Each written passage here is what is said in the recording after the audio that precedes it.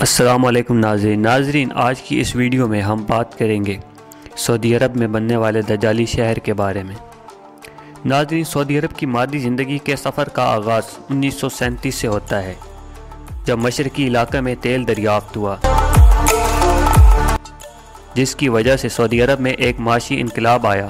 تیل کی اس دولت کا اندازہ ہم صرف اس کی 1958 کی آمدن سے لگا سکتے ہیں، جو کہ 30 کروڑ ڈالر تک پہنچ چکی تھی۔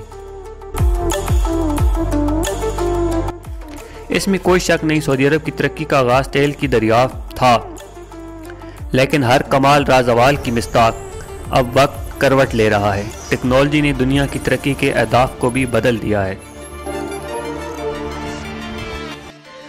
2015 میں جب شاہ سلمان سعودیہ کے ایوان اقتدار میں داخل ہوئے تو انہوں نے اپنے بیٹے محمد بن سلمان کو اپنا ولی عہد قرار دیا۔ انہوں نے اپریل 2016 میں اپنے معاشی پروگرام ویژن 2030 کے تناظر میں ایک نیا شہر آباد کرنے کا اعلان کیا۔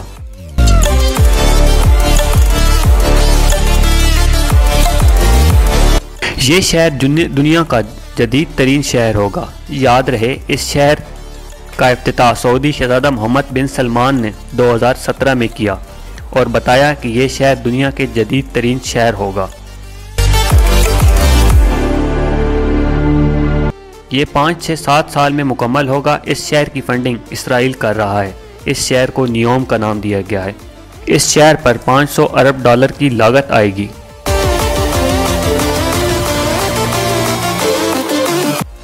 یہ شہر بحیر احمر کے کنارے پر ہوگا، جس کے ساتھ اردن، مصر اور اسرائیل کی سرحدیں لگیں گی۔ اس شہر کا سارا کنٹرول اسرائیل کے پاس ہوگا۔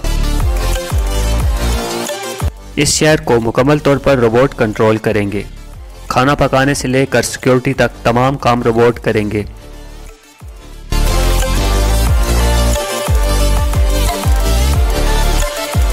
اس شہر میں اڑنے والی ٹیکسیز ہوں گی۔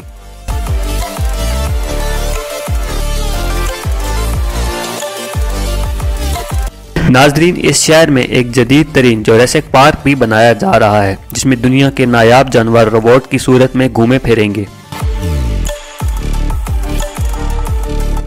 اس شہر کا ایک الگ چاند ہوگا جو کہ اس شہر کو روشن کرے گا۔